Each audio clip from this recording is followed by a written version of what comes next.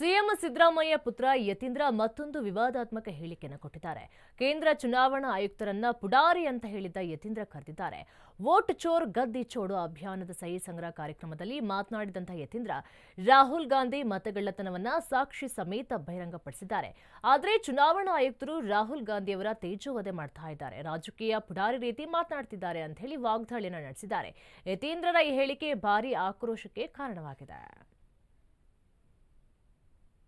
ಅಲ್ಲೆಲ್ಲೋ ಡೆಲ್ಲಿಲಿ ಕೂತ್ಕೊಂಡು ಅಲ್ಲಿಂದ ಯಾರಾದ್ರೂ ಅದೇ ರೀತಿ ಮಹಾರಾಷ್ಟ್ರದಲ್ಲಿ ಮತ್ತೆ ಕರ್ನಾಟಕದಲ್ಲಿ ಆಳಂದ ವಿಧಾನಸಭಾ ಕ್ಷೇತ್ರದಲ್ಲಿ ನಮ್ಮ ಟಿ ಆರ್ ಪಾಟೀಲ್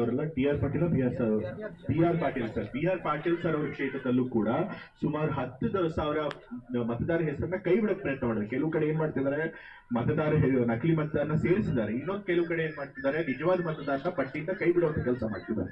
ಆಳಂದ ವಿಧಾನಸಭಾ ಕ್ಷೇತ್ರದಲ್ಲಿ ಸುಮಾರು 10,000 ಮತದಾರರ ಹೆಸರುಗಳನ್ನ ಡಿಲೀಟ್ ಮಾಡಬೇಕು ಅಂತ ಹೇಳಿ ಪ್ರಯತ್ನ ಮಾಡಿದ್ದಾರೆ. ಅದಕ್ಕೆ ಏನ್ ಮಾಡ್ತಿದ್ದಾರೆ, ವ್ಯವಸ್ಥಿತವಾಗಿ ಅಲ್ಲೆಲ್ಲೋ ಡೆಲ್ಲಿಲಿ ಕೂತ್ಕೊಂಡು ಅಲ್ಲಿಂದ ಯಾರಾದ್ರೂ ಮತದಾರಲ್ಲಿ ಯಾರು ನಿಜವಾದ ಮತದಾರರು ಇರ್ತಾರೆ ಅವ್ರನ್ನ ಮತದಾರ ಪಟ್ಟಿಯಿಂದ ಕೈ ಬಿಡಬೇಕು ಅಂತ ಹೇಳಿ ಇವ್ರು ಆಕ್ಷೇಪಣೆ ಸಲ್ಲಿಸುವಂತದ್ದು ಎಲ್ಲೆಲ್ಲೋ ಕೂತ್ಕೊಂಡು. ಆ ನಂತರ ಅವ್ರನ್ನ ತೆಗೆದಾಕ್ಬಿಡೋದು, ಈ ತರ ಆಕ್ಷೇಪಣೆ ಬಂದಿದೆ ಹಾಗಾಗಿ ತೆಗೆದು ಬಿಡಿದೀವಿ ಅಂತ ಹೇಳಿ. ಪಾಪ ಅವ್ರು ಗೊತ್ತೇ ಇರೋದಿಲ್ಲ ಮತದಾರರಿಗೆ ನಮ್ಮ ಹೆಸರು ಕೈ ಬಿಟ್ಟಿದ್ದಾರೆ ಅಂತ ಹೇಳಿ.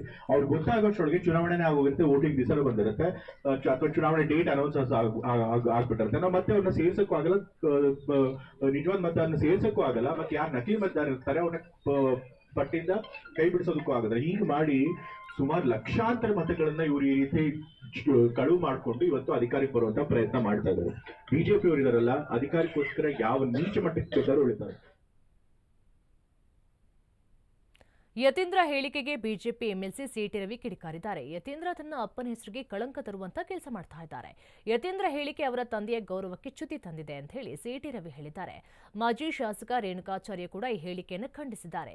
ಯತೀಂದ್ರ ಅವರಿಗೆ ಮೆದುಳಿಗೂ ನಾಲಿಗೆಗೂ ಲಿಂಕ್ ಇಲ್ಲ ಅಂತ ಹೇಳಿದ್ದಾರೆ. ಜನಮಾನಸದಿಂದ ಜನರ ನಡುವೆಯಿಂದ ನೇತೃತ್ವ ಬೆಳೆದು ಬಂದಿದ್ರೆ ಅನುಭವದ ಮೂಷೆಯಿಂದ ಮಾತು ಬರ್ತವೆ. ಅಪ್ಪನ ಹೆಸರು ಹೇಳ್ಕೊಂಡು ರಾಜಕಾರಣ ಮಾಡೋರಿಗೆ ಅನುಭವ ಎಲ್ಲಿಂದ ಬರಕ್ಕೆ ಸಾಧ್ಯ? ಅಹಂಕಾರ ಇರುತ್ತೆ, ಅಪ್ಪನ ಹೆಸರಿನ ಅಧಿಕಾರದ ಅಹಂಕಾರ ಇರುತ್ತೆ. ಅಹಂಕಾರ ಹೀಗೆ ತಪ್ಪಿ ಮಾತಾಡಿಸುತ್ತೆ. ಅನುಭವದ ಮೂಸೆಯಿಂದ ಬಂದರೆ ಅವರು ಯೋಚಿಸಿ ಯಾವ್ದು ಹೇಳಿದರೆ ಸೂಕ್ತ, ಯಾವ್ದು ಹೇಳಿದರೆ ಸೂಕ್ತ ಅಲ್ಲ ಅಂತ ಯೋಚನೆ ಮಾಡ್ತಾರೆ. ಆದರೆ ಅಧಿಕಾರದ ಒಂದು ಮದ ಹೀಗೆಲ್ಲ ಮಾತಾಡಿಸುತ್ತೆ. ಅದೊಂದು ಸಂವಿಧಾನ ದತ್ತವಾಗಿರ್ತಕ್ಕಂಥ ಹುದ್ದೆ. ಚುನಾವಣಾ ಆಯುಕ್ತರು ಅನ್ನೋದು ಒಂದು ಸಂವಿಧಾನ ದತ್ತವಾಗಿರ್ತಕ್ಕಂಥ ಹುದ್ದೆ. ಅಂಥ ಒಂದು ಹುದ್ದೆ ಬಗ್ಗೆ ಮಾತಾಡಬೇಕಾ? ನೋಡಿ, ಯತೀಂದ್ರಗೆ ಮೆದುಳಿಗೂ ನಾಲ್ಗೆಗೂ ಲಿಂಕೇ ಇಲ್ಲ. ಎಲ್ಲ ಒಂದು ಕಡೆ ನಿರಂತರವಾಗಿ ಸದಾ ಸುದ್ದಿಲಿರ್ಬೇಕಂತ ಹೇಳಿ ವಿವಾದಾತ್ಮಕ ಹೇಳಿಕೆಗಳನ್ನು ಯತೀಂದ್ರ ಕೊಡ್ತಾ ಇದ್ದಾರೆ. ನಾನು ಕೇಳ್ತೀನಿ ಯತೀಂದ್ರ ಅವರಿಗೆ, ಚುನಾವಣೆ ಆಯೋಗ ಒಂದು ಸಾಂವಿಧಾನಿಕ ಸಂಸ್ಥೆ. ರಾಜ್ಯಪಾಲರು, ರಾಷ್ಟ್ರಪತಿಗಳು, ಚುನಾವಣೆ ಆಯೋಗ, ಸಿಬಿಐ ಇರ್ಬೋದು, ಇಡಿ ಇರ್ಬೋದು, ಸಾಂವಿಧಾನಿಕ ಸಂಸ್ಥೆಗಳು. ಯತೀಂದ್ರ ಬಹಳ ಎಳಸು ರಾಜಕಾರಣದಲ್ಲಿ. ಎಲ್ಲ ಒಂದು ಕಡೆ ಲೈಮ್ ಲೈಟಿಗೆ ಬರಬೇಕು, ಸದಾ ಸುದ್ದಿಲಿ ಇರಬೇಕಂತೇಳಿ ಇಂಥ ವಿವಾದಾತ್ಮಕ ಹೇಳಿಕೆಗಳನ್ನ ಕೊಡ್ತಾ ಇದ್ದೀನಿ.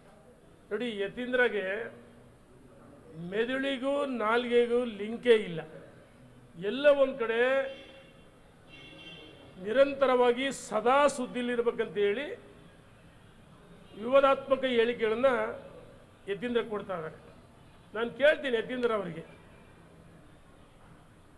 ಚುನಾವಣೆ ಆಯೋಗ ಒಂದು ಸಾಂವಿಧಾನಿಕ ಸಂಸ್ಥೆ. ರಾಜ್ಯಪಾಲರು, ರಾಷ್ಟ್ರಪತಿಗಳು, ಚುನಾವಣೆ ಆಯೋಗ, ಸಿಬಿಐ ಇರ್ಬೋದು, ಇಡಿ ಇರ್ಬೋದು, ಸಾಂವಿಧಾನಿಕ ಸಂಸ್ಥೆಗಳು. ಯತೀಂದ್ರ ಬಹಳ ಎಳಸು ರಾಜಕಾರಣದಲ್ಲಿ. ಎಲ್ಲ ಒಂದು ಕಡೆ ಲೈಮ್ ಲೈಟಿಗೆ ಬರಬೇಕು, ಸದಾ ಸುದ್ದಿಲಿ ಇರಬೇಕಂತೇಳಿ ಇಂಥ ವಿವಾದ